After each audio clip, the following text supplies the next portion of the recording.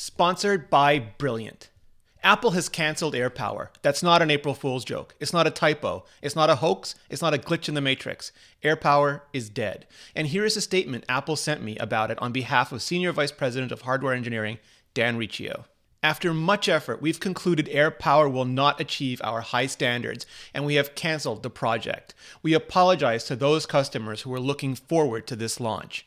We continue to believe that the future is wireless and are committed to push the wireless experience forward. Now, I've already made an AirPower video that covers the history of the product from announcement to late last year, and I'll link to it in the description, so I'm not going to rehash any of that here or now. But there are so many questions, so many hot takes, so many rushed uploads and pubs, and so much misinformation and misunderstanding circulating out there, I felt like I had to try, at the very least, to help all of you who support this channel all the time understand what happened and why. At least as much as is possible for anyone outside the AirPower and executive teams at Apple to really do that. So, I'm Rene Ritchie, and this is Vector. Now, I was there at Apple's September 2017 event where they announced AirPower, and I was there in the demo room where they had the non-functional dummy, and I poked and I prodded at it. So, I'm going to try doing this video just a little bit differently. In other words, fact this. No, seriously, we're going to FAQ all of this. Why did Apple announce AirPower back in September of 2017 if it was never going to ship? Fair question. Apple typically shows up and ships. The keynote happens. An executive holds up a shiny new product and says it's available that day, or will be up for pre-order that day or that week. It's what we expect. It's a big part of what makes Apple, Apple. Sometimes, though, it takes longer. Sometimes Apple announces early to get ahead of industry or regulatory leaks, like the original iPhone, which was shown off in January of 2007, but only hit stores in June, or Apple Watch, which was shown off in September of 2014, but only shipped in April of 2015. Sometimes Apple announces early to give developers extra time to get apps ready, like the Intel Macs or the original iPad, or just to show their commitment to developers, like the 2013 Mac Pro or 2017 iMac Pro. And sometimes, just sometimes, Apple announces early to show their commitment not to a community,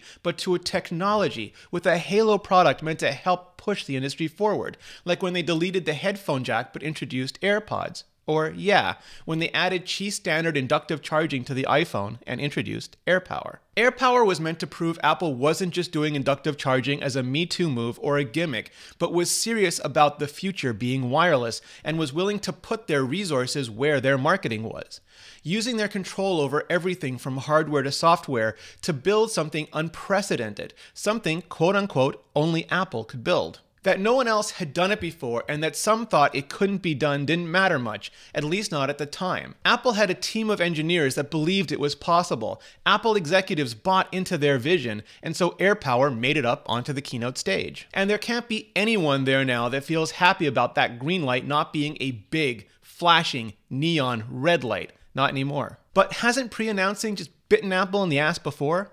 Absolutely, several times. And while the vast majority of Apple products ship on time, and in a way that is beyond stupefying to anyone with even the smallest, most casual understanding of the logistical processes involved, pre-announcing is always a huge risk. Sometimes there are delays, like the white iPhone 4 Steve Jobs announced in June of 2010, but due to issues with the color, Apple only managed to ship in April of 2011.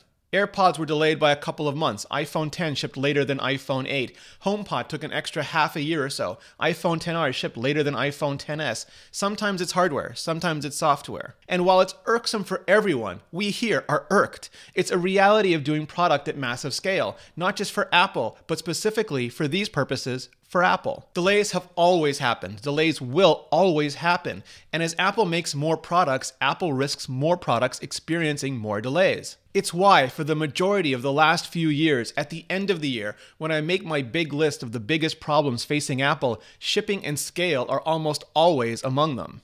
This never would have happened under Steve Jobs, right? Stop. Tons of stuff went wrong under Steve Jobs. I just listed a bunch and didn't even have to reach into the Mobile Me buttonless iPod, cracked Cube, or Apple Maps box. No person, no leadership is perfect, and if you aren't stumbling every once in a while on your race to the finish line, then you aren't even really trying. So here's the deal. Anytime you see or hear anyone invoke the "this would never have happened under Steve Jobs" trope, just politely suggest that, instead of disrespecting the man's memory or displaying a staggering ignorance of Apple, that they just stick to the facts. There's no real argument worth winning that can't be won just on those anyway. But if other companies could ship AirPower-like pads, why couldn't Apple? At a glance, it might look like there are a bunch of other multi-device Qi charging mats on the market, with 2 or 3 zones for different phones, maybe even a stand for Apple Watch. So what stopped Apple from making something similar? In a word, Apple. Apple could have pushed out a simple 3-zone charger, 2 standard Qi, 1 Apple Watch, and been done with it. But Apple had a far bigger ambition than just a pad with 2 phone coils and a watch magnet. Instead of just 3 sweet spots that you had to find and different charging areas for phones and the watch, the entire AirPower pad was meant to be one uniform charging area that you could just drop any device, phone or watch on, anywhere, and it would just figure it out, the very different charging requirements, all on its own. Well, a phone, a set of AirPods and an inductive charging case and a watch, or 2 phones and a watch at any rate. It wasn't going to be Bog Qi standard either, because Bog Qi standard just couldn't do that back then. It was going to be beyond what the Qi standard could do. But Apple said they were going to work with Qi to make it part of a future standard so that everyone could benefit from whatever advancements Apple was able to bring to the table. But to date, absolutely no one has been able to do what Apple set out to do with AirPower. Not even Apple. So then, what went wrong? In a nutshell, too many coils in too small a space because physics. I covered this part back in November of last year, so just allow me to introduce myself. John Gruber, writing for Daring Fireball on September 15. What I've heard third hand, but from multiple little birdies, is that AirPower really is, well and truly, something about the multi-coil design getting too hot. Way too hot. There are engineers who looked at AirPower's design and said it could never work thermally, and now those same engineers have that told you so smug look on their faces. Last year, Apple was apparently swayed by arguments that they could figure out a way to make it not get hot. They were clearly wrong. I think they've either had to go completely back to the drawing board and start over with an entirely different design, or they've decided to give up and they just don't want to say so. On September 16, 2018, Sonny Dixon, previously best known for finding demo units of pre-production iPhones and other devices from the Chinese supply chain, posted what he heard was going on with AirPower. Currently, the device produces far too much heat, which causes performance setbacks and can affect the ability of the devices to charge if they become too warm in the process. It also affects the ability of Apple's custom charging chip, which runs a stripped-down version of iOS, to function as intended. The mechanism being used for multi-device charging, which we can confirm is comprised of between 21 and 24 power coils of various sizes to accommodate the 3 main products to be charged, which are broken into 3 identical charging groups, is proving extremely difficult to build or refine, and has been resulting in a significant amount of interference up to this point, which reduces the efficiency of the charging mat and contributes to the heat issues that engineers are facing. What about Apple's relationship with the supply chain? Has that changed? No. This was never about parts. Apple literally makes the parts that make the parts. This was about those parts, given the current limits of technology and, physics, not being able to create the product Apple wanted to create, at least not functionally. But Apple just secured the trademark and included AirPower in packaging and in iOS and... Yeah, I feel you. Throughout this long, tortured saga, Apple has kept on fighting to bring AirPower to market, feeling like they were getting close to success, to release, planning for it, anticipating it, expecting it, convincing themselves it was about to happen, maybe a few times over the last year, but especially this year. But alas, no.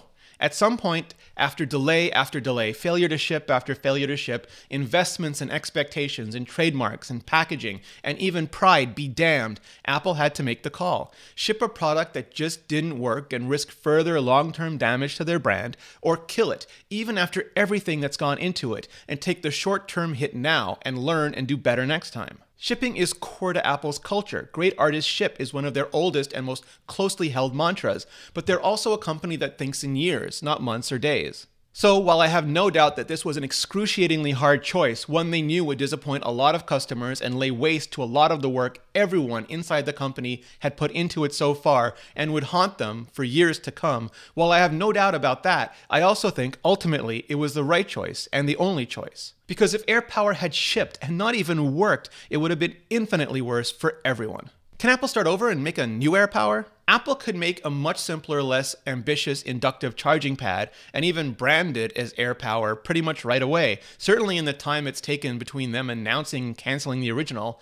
That they didn't choose to do that and that they outsourced their original basic Qi chargers to Belkin and Mophie probably means that that's just not the kind of product that's high up on Apple's to-do list. Could Apple make AirPower as originally conceived? Maybe one day, with more time, maybe years more time, when technology advances and all those coils can be managed effectively all at the same time. So what alternatives are there to AirPower? While there's nothing on the market that does what AirPower wanted to do, there are a few multi-device charging options out there that do something much simpler and much more realistic. And hey, they exist. I'll link to iMore's list of best multi-device chargers in the description below, which has everything from Nomad to Malukasa, Yurpmask to Olabur, so you can check out all of those options. And hey, if you're industrious and you see this as an opportunity and you want to know how you can get involved in engineering the next generation of chargers, be it at Apple or elsewhere, check out Brilliant. Brilliant's daily problems are a fun, bite-sized way to master concepts by applying them.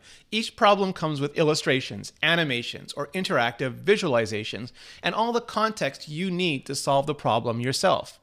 If you like the problem and want to learn more, there's a related course that explores the same concept in greater detail. Electrical engineering, machine learning, algorithms, it's all there. Everything you need to get started, to maybe reinvent AirPower. So if you want to actively learn new, fascinating concepts each day and get 20% off the annual subscription to view all problems in the archives, just be one of the first 200 to head on over to brilliant.org/vector and finish your day a little smarter every day. Thanks, Brilliant, and thanks to all of you for supporting the show. So, yeah, RIP AirPower. Not even September 2017 to March 2019. It never shipped. Not one unit, not for 1 minute. It just didn't work, and so Apple knew it just had to die. And that's sobering. Not in the callous sense, because so many people spent so much time expecting it, and so much more time working on it, but in a way that reminds everyone no amount of money or history can guarantee future success. And I'm sure that's what Apple's going to spend the next days and months figuring out just exactly what went wrong with AirPower